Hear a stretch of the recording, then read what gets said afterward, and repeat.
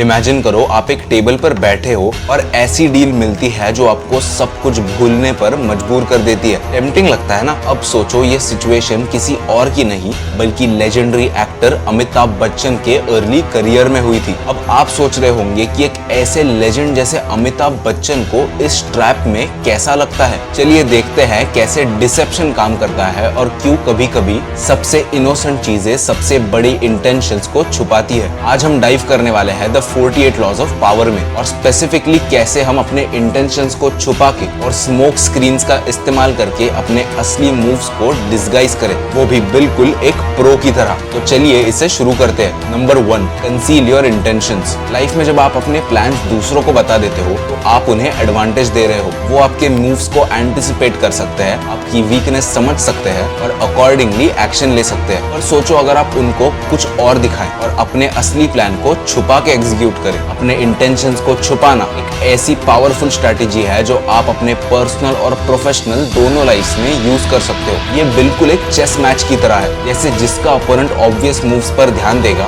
वैसे वैसे आपको अपना असली प्लान एग्जीक्यूट करने में ज्यादा टाइम मिलेगा। और यही है कंसील योर इंटेंशंस का essence. Number 2, the power of smoke screen. इस लॉ का दूसरा पार्ट है स्मोक स्क्रीन बनाना। जो चीजें हार्मलेस, ब्लैंड या बोरिंग दिखाई जाती है जबकि आप सीक्रेटली अपना नेक्स्ट बिग मूव प्लान कर रहे होते हो। स्मोक स्क्रीन का मतलब है अपने असली एक्शंस को छुपाना ताकि लोग अपने अटेंशन को उस डायरेक्शन में लगा दे जहां आप चाहते हो। इसको ज्यादा अच्छे से समझने के लिए चलिए कुछ रियल लाइफ एग्जांपल्स देखते हैं। Sam Geisel and the yellow kid. 1910 में एक बिजनेसमैन सैम गीजल अपनी लाइफ में काफी सक्सेसफुल था। एक दिन उसे एक यंग लड़का जोसेफ व्हील, जिसे येलो किड के नाम से जाना जाता था, वो मिलता है जो कि एक क्लेवर कॉन कर रहा था। अब गीजल को एक बिजनेस डील में इंटरेस्ट था। उसने ये नहीं समझा कि वो एक ट्रैप में फंसने वाला है जो उसे $35,000 का नुकसान करा देगा। प्लान सिंपल था। व्हील ने एक स्मोक स्क्रीन क्रिएट किया। उसने गीजल को लॉज बेचने की एक फेक डील दिखाई। गीजल को बस अपने प्रॉफिट का एक्साइटमेंट दिखाया गया था पर असली कॉन तो पीछे चल रहा था। और जब व्हील ने ग्रोस,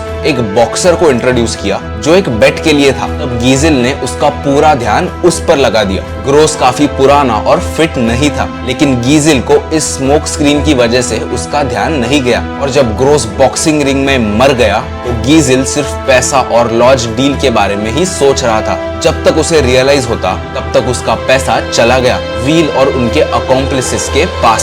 स्टोरी का मॉरल, येलो किड ने परफेक्ट डिस्ट्रैक्शन क्रिएट किया। लॉज सेल था वो स्मोक स्क्रीन। उसने गीजल को एक सिंपल बिजनेस डील से डिस्ट्रैक्ट कर दिया जबकि अपना असली कॉन पीछे चल रहा था। और जब गीजल को पता चला तब तक देर हो गई थी। 1920s में इथियोपिया में एक यंग लड़का हेली सैलेसी अपना पावर ले रहा था। अब इथियोपिया में वॉरलॉर्ड्स के बीच में कंट्रोल के लिए लड़ाई चल रही थी। एक वॉरलॉर्ड बेजामाक बाल्चा ऑफ सिदामो को लगता था कि सिलसी वीक है और लीडरशिप के वर्दी नहीं है। जब सिलसी ने उसे कैपिटल बुलाया, बाल्चा अपने 600 सोल्जर्स के साथ आया कि उसे लग रहा था कि बैंक्वेट एक ट्रैप हो सकता है। लेकिन सिलसी ने डायरेक्ट कॉन्फ्रंटेशन नहीं किया। उसने बाल्चा को एक्सट्रीम रिस्पेक्ट दिया। उसने अपने बॉडीगार्ड के साथ बैंक्वेट में आने दिया और उसे इज्जत देके उसकी पसंद के गाने भी गाए। सब कुछ पहली नजर में लग रहा था कि सिलसी डर गया है लेकिन असली में वो परफेक्ट स्मोक स्क्रीन क्रिएट कर रहा था। जब बाल्चा डिस्ट्रैक्टेड हो गया था लैविश ट्रीटमेंट से,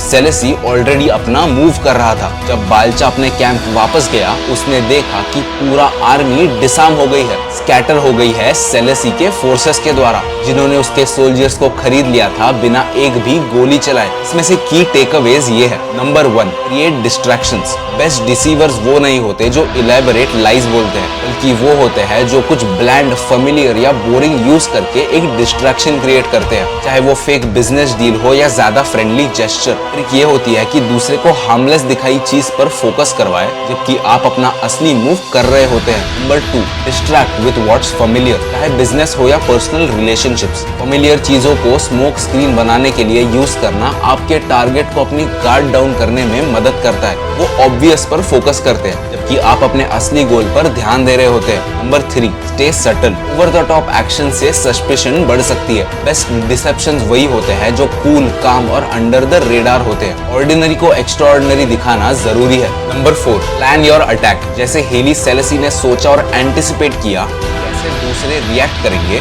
वैसे ही आपको भी आगे सोचना जरूरी है। बालचा बस बैंक्वेट पर ध्यान लगा रहा था और सेलेसी ऑलरेडी उसे ट्रैप करने का प्लान बना चुका था। अब जब आप सब ये सुन चुके हो तो क्या लगता है अमिताभ बच्चन या कोई भी लेजेंड ऐसे वेल क्राफ्टेड प्लान से बच सकता था? क्या आपने कभी अपने फायदे के लिए स्मोक स्क्रीन्स का इस्तेमाल किया है? अपने थॉट्स नीचे कमेंट्स में जरूर बताएं। और अगर आप 48 लॉज ऑफ पावर को और गहराई से समझना चाहते हैं तो ग्रो विद विक्रांत को सब्सक्राइब करना बिल्कुल मत भूलें। जल्द ही मिलते हैं हमारे अगले लॉ के साथ।